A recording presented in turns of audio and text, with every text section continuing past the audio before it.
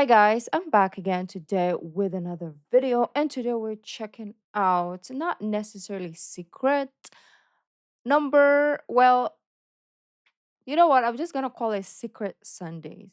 Okay.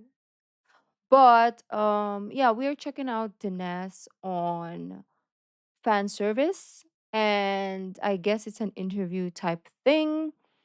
We will do half today, and then next week we will finish with the second half. So before we do start, don't forget to subscribe, click the bell button, and let's see. It says looks back on idol life and future.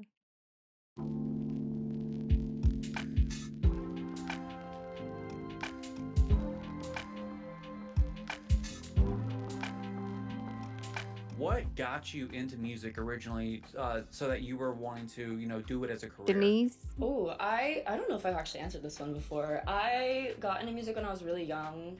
Surprise, surprise. But I grew up in a very musical family where my dad actually has his degree in, I believe, music engineering or in production. And then my aunt is a pianist, kind of ran throughout the family. Oh. My cousin plays piano, my other cousin plays cello.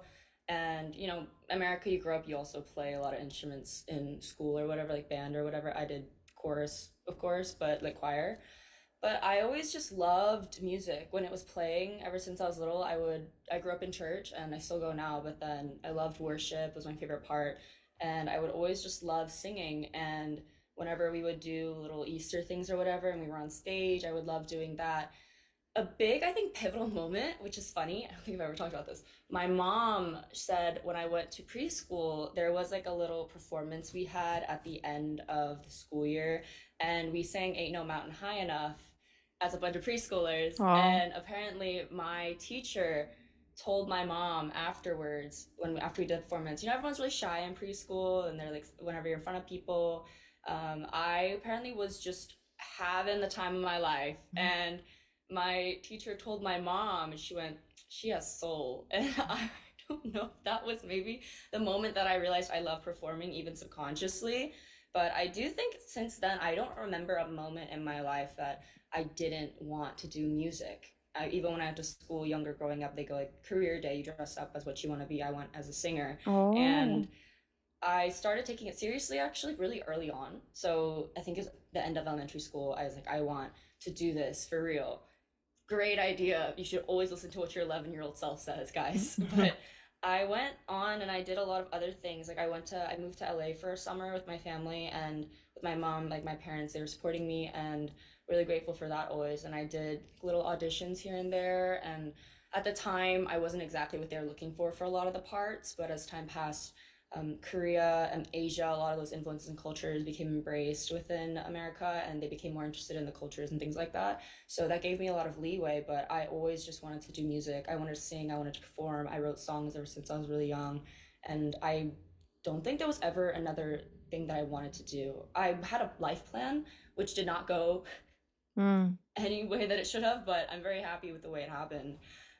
And I just never really doubted or thought twice about anything else that I wanted to do. So your family moved with you to LA to kind of support this dream of yours. So I Mm. finished elementary school Mhm. and I said that I wanted to kind of try out and do auditions and things. And my sister, I have an older sister and then my dad, so they stayed back and then my mom and I went to LA for the summer. I did come back, but I was basically online schooled for basically the entirety of my life moving forward from elementary school, so I did it before it was required. Mhm. And then when I was in my teens, when I was 14, 15, I did a show called K-pop Star, which is kind of where my career in Korea started. Mm. I was online school just pretty much straight through from there. So I didn't really go to school.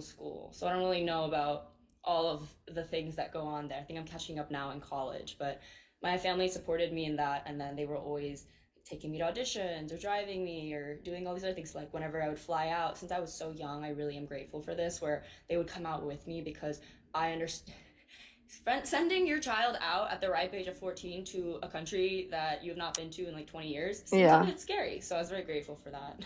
When you were going to Korea, was that dream to I want to be in a K-pop group? Was it, I want to go and be a soloist? What was in your head at that time? Absolutely Mm. nothing. I did not really know K-pop that well, nor did I really like it, to be honest. unpopular opinion. I grew up in the era of Wonder Girls, 21, of like all of the like Big Bang, like that era of K-pop, which I still love to this day. But at the time, as I was growing up, my older sister, would play it. I didn't really know what was going on, but I would learn the dances with her and stuff because she wanted to. So I remember one of the first K-pop dances I ever learned was Diva by After School. And somewhere on the internet, there's a video of the choreo with two girls, long hair and a short hair girl. I was a short hair girl, Mm-hmm. so that was kind of my intro to K-pop. And I just never thought to myself that I didn't really understand K-pop, nor did I really think to myself like I want to do this because I grew up, watching Disney and Nickelodeon, and that was kind of what I wanted to do because I think everyone wants to do that at some point when you're a kid and you're growing up watching that. I went to Korea because I was casted for K-pop star, but I didn't really know what a Oh. K-pop star was. I just thought I was going to go sing. That's all I wanted to do. I wanted to sing and perform. And I was until I got to my first company after I was cast after K-pop star. That's when I found out what an idol was. I didn't know what an idol meant. I didn't know what the word meant. I didn't know about music shows. I didn't know about. I knew there were groups and stuff. I just didn't understand the whole premise of it. I didn't understand there Mm. was like a visual dancer or anything. I just thought like they all did it, and I realized there was such a structure to it that I was super not familiar with, and I did not know anything about K-pop, and I got thrown into it pretty quickly. So that was kind of how my introduction went. Once you're in the industry, you're part of a group. How did your perspective on K-pop change? I think considering I didn't really have a perspective going into it in the beginning, it was very interesting. Where I honestly think that whenever I first viewed K-pop when I was young, I found it very, for lack of better words, like manufactured. Which, not to Mm. say that I feel like that's not really a great word to use for it, but in all honesty, it is. Everything is made and packaged perfectly and beautifully and sent out. It At the Mm-hmm. time when I was young, it felt kind of artificial. Not to say that it's super artificial, and nor not to say that the American industry isn't in any way, shape, or form. But I think it's just such a unfamiliar concept to me that whenever I got into it, I just realized it was in America they'll have like artists and singers, and a lot of them that'll overlap with the songwriting and things. In Korea, you are a performer first and foremost, not even just a singer, not even a dancer. You are a performer where you have to have all of the aspects with it, which is what I realize is a very big stark difference between being a singer and Singer, between being an yeah. artist and between being a performer. Where in Korea, you're basically strictly a performer, even though in your profile on like Naver, which is the Korean Google, they'll put you as a singer. And I think my perspective just switched completely after I got into it when I realized just what I was getting into. Because I loved singing and I loved dancing, but I never really did it in that way. And I loved it, but I just started doing it and I realized, oh, this is the whole thing. I'm not just gonna be able to stand on a stage and sing and do the stuff that I thought I would have done originally. This is a whole thing, like hair, makeup, down to every single thing that you wear.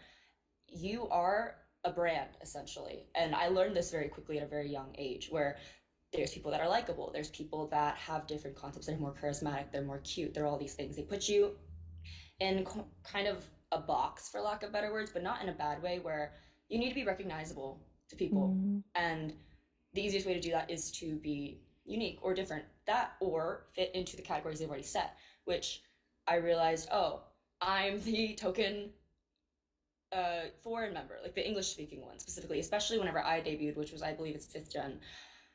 We in K-pop, there have been such a big growth to being worldwide. So having an English speaking member, and we had three, to where I that think she gives was you fourth so gen, much right? edge and the ability to communicate with fans, which was a really great thing for us.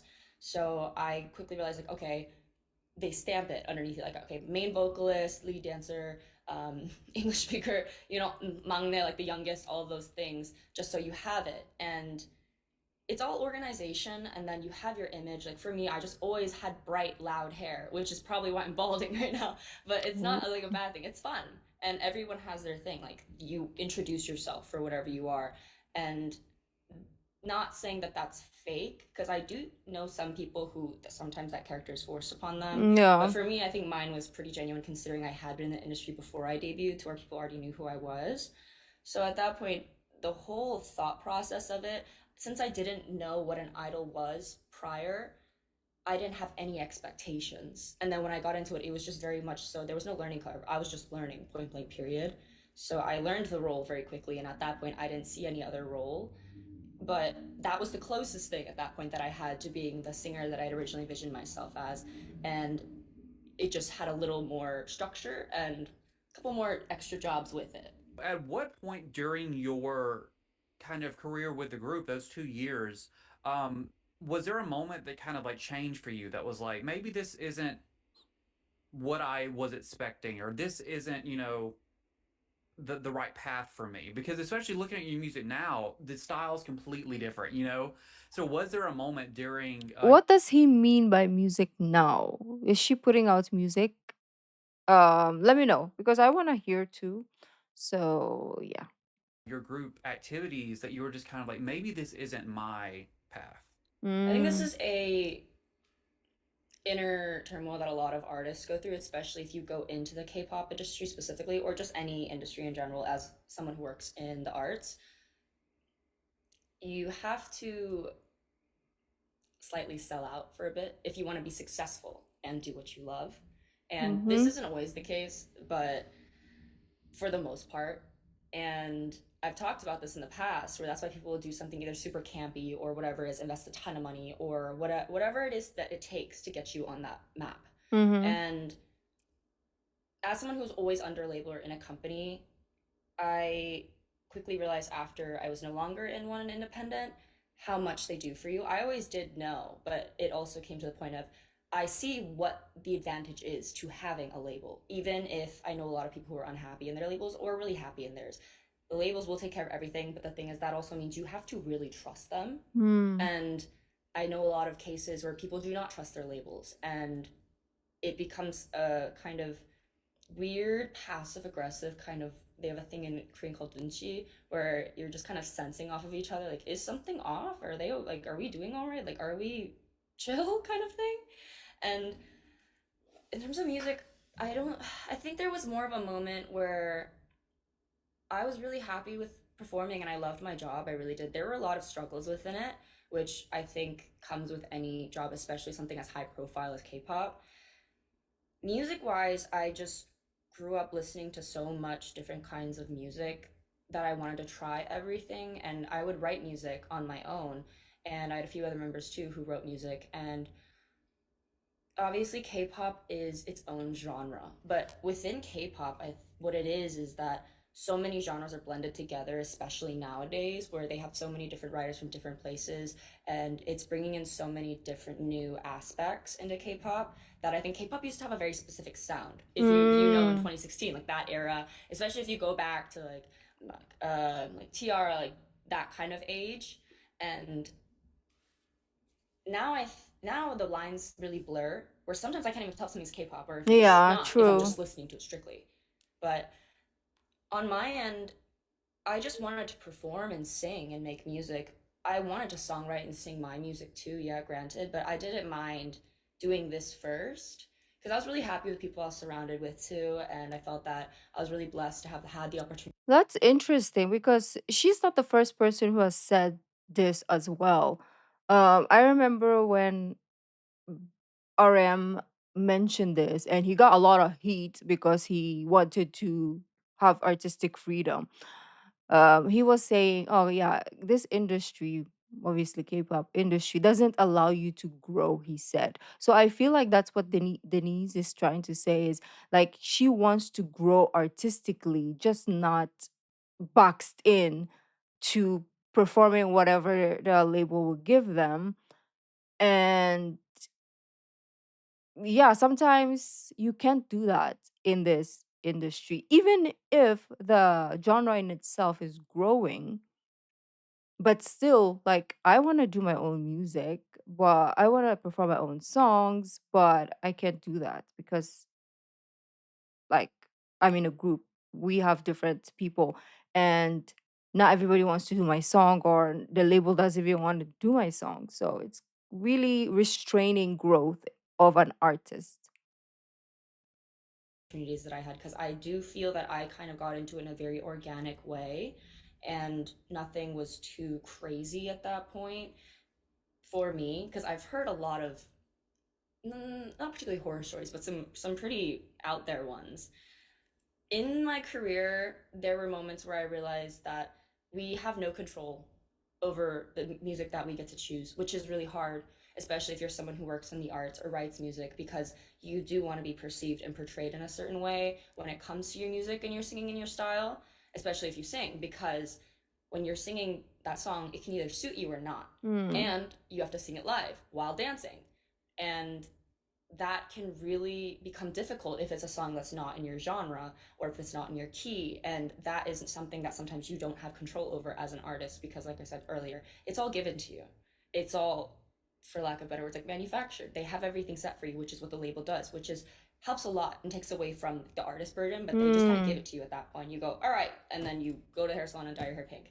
But when it came to the music, I there were some like hits or misses a lot of times where we would be listening to the demos we would get, and at the end of the day, the companies usually have the decision, and then I know a lot of people, or even me in my case with my members, we would go, so I really hope they pick that one, or I hope they really don't pick that one, and we Oh. can give feedback, yeah, but at the end of the day, we're the ones performing it, but we're not the ones paying for it. So I realized that Mm. was a really big contrast because I always wanted to release music that I felt was important to me and spoke to people. K-pop can do the same thing, but in a different way, where it's very visual, it's very performative, and that was also a great aspect too, which is what I realized. Like music can also just be really fun. It doesn't always have to be super intense, which it Mm. is, but it is so much fun. K-pop is so much fun, and that's I think what K-pop being in it did was it broke that weird kind of pretentious thing I had that music had to be super deep or whatever. Like sometimes it just needs to be big and bright and I'm having a good time. Like I'm bumping. And that's honestly such a great thing too, that music can bring that to people, that kind of joy. And it gave me a both hand of it where it changed my perspective in a way where I was going, oh, music can just be super fun and bright and I can just really enjoy it in that way. It doesn't always have to have a deeper meaning. Yeah. And that's the same thing I think as a good example is like Gnarly by Cat's Eye right now. There's a big divide between it. I think it's really fun. I just think it's super fun. People can say what they want and pick it up.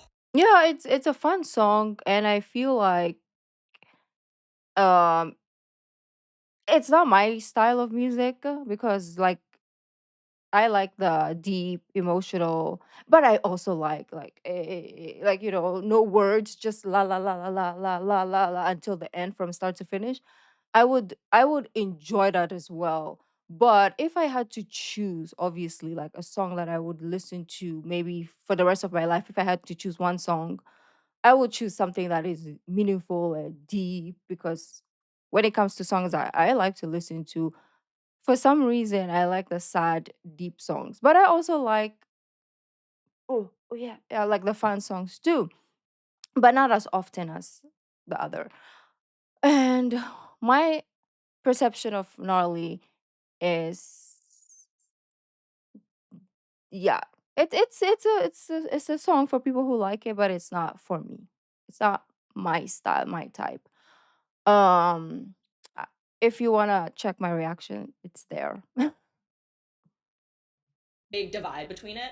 I think it's really fun. I just think it's super fun. People can say what they want and pick it apart about whatever. It's like stupid, it's things like that. To me, I love it. It's not So I'm just kind of going, stupid, but I it's don't mind not if people don't for like me. it, but I just don't think you have to have a Mm. there's no barrier wall to what makes good and bad music.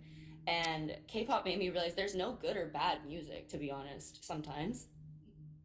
Take that lightly. And then Mm. on the other There's end of bad it, it's music. just also me going, it solidified, oh, so how do I want to do this? Because there's a lot of songs that I did listen to that not that I thought were bad, but I just thought, okay, so I don't like this and I Yeah. don't want to do that. And in that way, it shaped. I think it's easier to say 90% of times more than what you want, what you don't want. So I realized very quickly what I didn't want. And I'm trying to, even now, trying to narrow the scope of the artist that I want to be and the music that I want to Mm. release and how I want to go about it. Yeah, I mean, that's actually why I got into K-pop because I didn't understand the I didn't understand the language. I was like, this is just a fun music, and I love listening to. Even now, even though I understand some Korean, it's like I don't know if they're saying it could be the saddest song, but I love it. And with Gnarly, it's kind of wild because it's the lyrics that people have an issue with because we understand it more. And I'm Yeah. like, but Mm. yeah, the Koreans love it, and they might not know What it when means. they performed it on I don't know music. what talkies are. No, they might know what they don't know what talkies are at all. So it's like it's kind of the same thing. Music doesn't have to be so serious all the time. And yeah, so I guess it's good that you learned that throughout the process.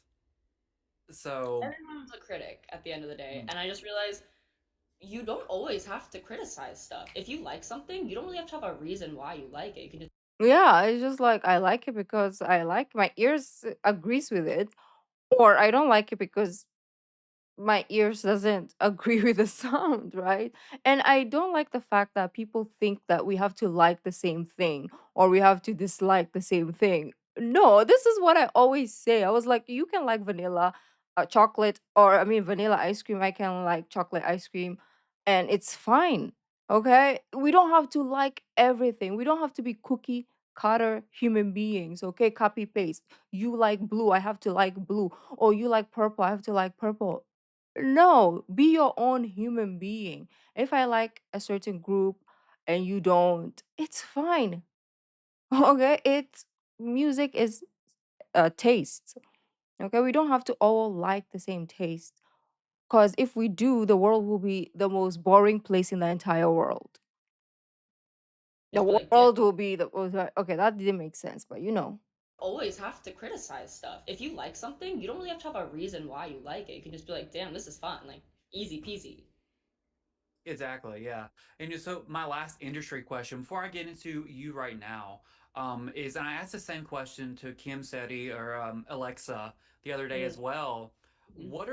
What's like the biggest change you think the industry needs to see for the betterment of the artist? And I know there's a lot probably, but what do you think is maybe that first stepping stone? Well, let me pull out my thesis from last semester. Okay. I'm a music business major, Mhm. so I actually have a lot of thoughts about this, obviously, because the whole reason of me being a music business major is because of my time in the industry, where I became really interested in a lot of these things that I didn't understand at the time, probably because I was literally 14, and just the way that it goes about, where now I'll look at these shows or whatever it is every now and then I'll see it now, like survival shows, whatever it is, people who are debuting and go, they are so young. Like, where are your parents? And then I see Yeah. their age and I go, I was doing that when I was their age. And at the time when you're that age, I think I just obviously you don't really know whenever you're there. You're not thinking to yourself like I'm so young, la la la la la. It's just now being almost 25. I'm 24 now. I look back, it's been 10 years since I've been in the industry, and I see what happened to me, and not only me, but other friends that are also in the industry or have been in the industry or are currently in the industry. And we kind of talk, and I saw a lot of overlapping factors. And the biggest thing that I feel is wow, I have usually a hit list, but I think there's just so many different things that I would love to see happen. But it's very hard also to say one thing because you can't really change an industry overnight, and it's Yeah. 90% of the time it's the people that are in it. I think the main way that this would be changed in my head as I was thinking about it over the past couple months was I feel that we need to have the new generation begin to slowly rise up in the K-pop industry, where it's maybe people like me who decided that they want to pursue like the business side of music as well as continue doing the artistry stuff and have that new perspective, or people Oh. who really liked it, or people who grew up in it, or just a generation of people who have a little bit of a grasp and understanding, because K-pop, to be honest, even then it's been around for a while, but it is still kind of new, and that industry blew up overnight especially, so no one really had time to catch up or really understand what was going on. And we're in the age of the internet where everything can just blow up randomly. You know, you Yeah. can go viral in 24 hours. Having people who I feel understand this more and know what to do about it would be really important. I could say a million things about artists' rights and fair pay and scheduling, and I don't even know if they'd be called labor laws, but just, how long you allow them to work. I can't, because obviously you can't change a whole industry, because trust me, there's a list of things that are unfair in the industry, not only in Korea, but here in America. I feel that people who have a different passion understand. There's people who are in the industry surely because they're lucrative and they want money. There's other people that Mm. are in there surely to invest or whatever it is. But I've seen way too many people who kind of tend to talk out of their ass. And I don't care how long you've been in a position sometimes, because a lot of the times, just because you've been in it for a very long time does not mean you know what's going on. And being somewhere for a long time kind of gives you a sense of entitlement. This isn't for everyone or Mm. every situation, obviously, but I've seen a lot of people cut down people sheerly for the fact that they're younger or they have different ideas or thoughts. And now I'm seeing slowly certain friends that I have taking more control over their groups or with their companies and working with them, which is how I always imagined it should be. That people Mm. need to have be more open-minded within, especially for K-pop, like their groups, like the members and the people that are there, because how do you want to be perceived on the internet? Do you like this song? Do you not like this song? Well, we feel that if you do this song, it might turn out a little better and you guys might pop off a little more. What makes you not think that? Having that consideration and that actual conversation between the artist and the company and the labels would, I feel, prevent a lot of other issues in the future. And because since these people are so young, like these upcoming new artists that are under these labels, they can give a better perspective as to what's trending, what's hot. Because I'm 24 and I don't know what's going on the internet 90% of the time. How do you think it would be if I was a 50-year-old man? You know, Mm. it's the relevance thing where I don't know if it's a pride thing. I don't know if there's a lot of different things it could be, but I feel that that kind of communication, that connection, and having younger people kind of rise to power, because I feel that we've outgrown a lot of the old practices that Mm. are currently still happening. There's been a lot of change in the industry, which I'm happy to see recently, but I feel that the kind of change that I'm looking for is going to take a lot of time. So it would just be connection between, well, like connection, what I mean, communication and actual partnership between the labels and their artists. Because you should be working together. You should be rooting for each other, you know? It's not I tell you what to do and you Oh, say behind yeah. my back and go talk shit behind my back and then do it anyways.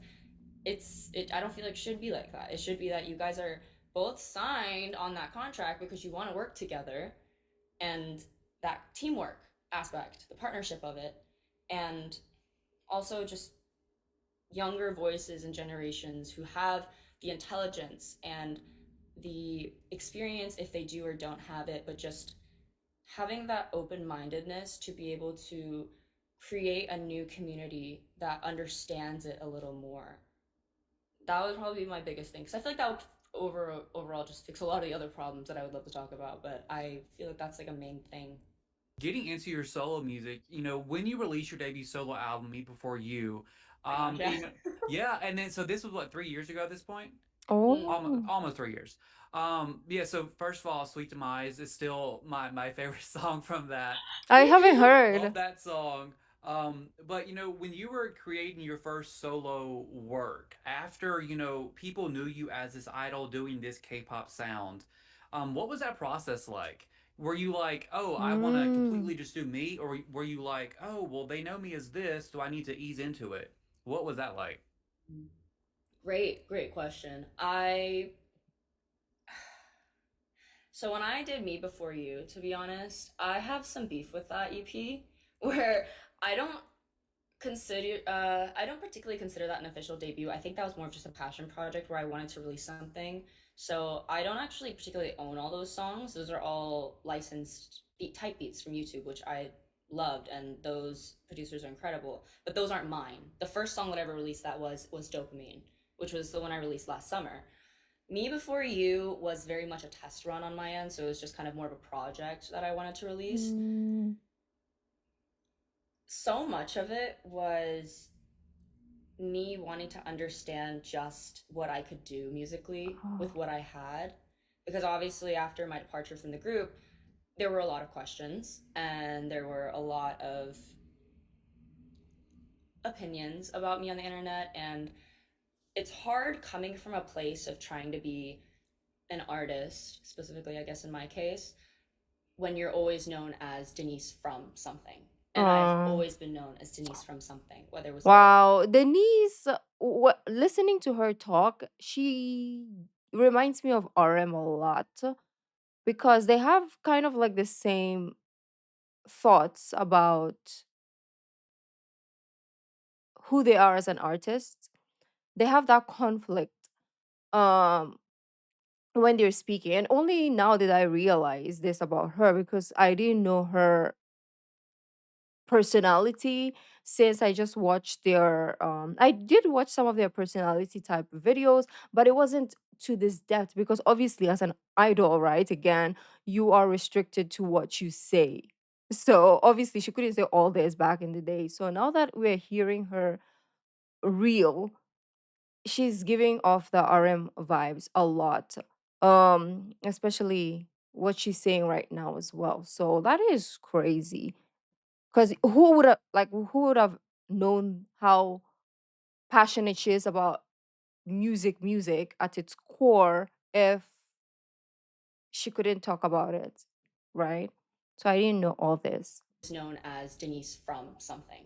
And I've always been known as Denise from something, whether it was Denise from K-pop Star, Denise from this company, Denise from this. It's always been some attachment to my name. Where for the first time being a standalone as just Denise was very scary. And me before you, I kind of played it safe with that one. Not gonna lie, the genres are very generic, which isn't a bad thing. And I do like most of the songs that are on that EP. There's some that I do not listen to, but I Oh, don't regret. Oh, maybe I'm happy that I released that. I really think that it brought a lot of people's understanding to my voice and the songs that I sing, because a lot of the all the stuff that people have heard me sing in the past has all been in Korean or K-pop. On the very rare occasion, I'd sing a pop song. let me know if you want me to check it out, that EP.